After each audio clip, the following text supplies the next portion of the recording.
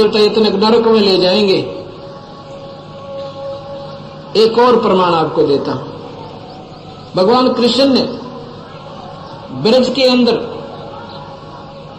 वहां के ब्रजवासी इंद्र की पूजा करते थे, जो देवी देवताओं का मालिक है, देवी देवताओं का प्रभु है, स्वामी है। उसको सुरपति भी कहते हैं। सुरपति, सुर माने देवता, पति माने मालिक, उन देवताओं का मुखिया, स्वर्ग का राजा। उसकी भी पूजा भगवान विष्णु कृष्ण जी ने बंद करवा दी कि ये देवी देवता तुम्हें कुछ नहीं देंगे, नरक ले जाओगे। लेकिन वो ब्रजवासी इतने डरे हुए थे कि नहीं लला, यदि हम भगवान इंद्र की कढ़ाई नहीं करेंगे, पूजा नहीं करेंगे, तो ये वर्षा नहीं करेगा, हम भूखे मर जाएंगे, हमारे पशु मर जाएंगे, हम निर्धन हो जाएंगे। भगवान ने कहा, क्योंकि वो लोग भगवान कृष्ण को, उस समय कृष्ण को भगवान कोई नहीं मानता था। ये तो उनका बाद में पता चला जब वो चले गए। ये तो 3 लोग के धनी थे, मालिक थे। उस समय के लोग तो अपने जैसा व्यक्ति, राजा, विशेष कोई बुद्धिजीवी लोग थे, परमात्मा को चाहने वाली आत्मा, वो चंद भक्तों ने उसे अवश्य उस समय अवसर भगवान माना। नहीं तो जरासिंह, शिशुपाल, कंस क्यों लड़ने आते अगर उनको भगवान मान लेते, वो अपना कल्याण करवाते। और उस समय के लोगों ने एक ने भी भगवान, यानी 10-20 को तो मैं कहता नहीं तो किसी ने मालिक नहीं माना। क्योंकि उस समय लक्षण ऐसे किए भगवान ने, लीलाएं ऐसी की जैसे लड़कियां नहा रही हैं जमुना में, उनके सारे वस्त्र उठाकर और वृक्ष पर चढ़ गए। लड़कियां ने देखा कि भाई हमारे वस्त्र कहाँ हैं, नी वस्त्र नहा रही थी, तो देखा तो वहां बंसुरी बजाई उन्होंने, सारे की गठड़ी बांध कर ऊपर बैठे लिए। तो वहां से जब देखा वो, तो मनमोहन जो है वो कृष्ण हमारे वस्त्रों को चुराए बैठा है। प्रार्थना करती है कि हम नहीं वस्त्र दे दो, कहता नहीं बाहर आओ, नो की नो, जब दूं।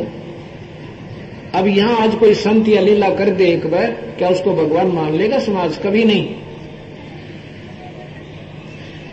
और ऐसा ही किया जब वो कति नी वस्त्र होकर आई, जब उनको वस्त्र दिए, तो उस समय के लोग तो उनको लफंडर कहा करते थे।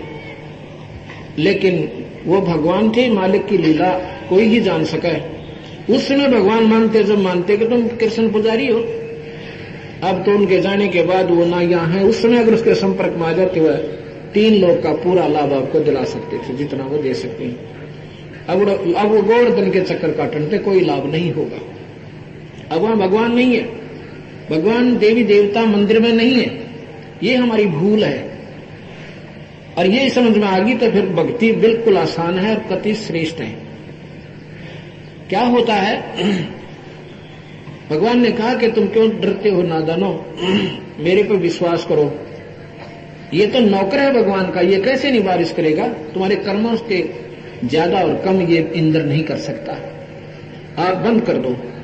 ज्यादा क्यों, उनकी महिमा से भी वो परिचित थे कि चल कह रहा तो कर देते हैं। इंद्र की कढ़ाई नहीं की, इंद्र ने अपनी शक्ति दिखाई।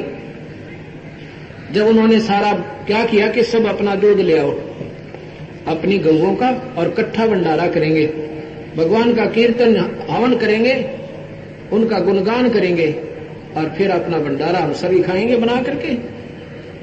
देवता क्या ले रहे हैं? तो इसके बाद क्या होता है कि बहुत जोर की बारिश इंद्र कर देता, घटाघोर बादल छा जाते हैं, मूसलधार बारिश हो जाती है। तो क्या करते हैं कि भगवान ने पहाड़ उठा लिया, वहां का वो गोवर्धन, जिस पर गौएं चरा करती थी, उसको गोवर्धन पर्वत कहते थे।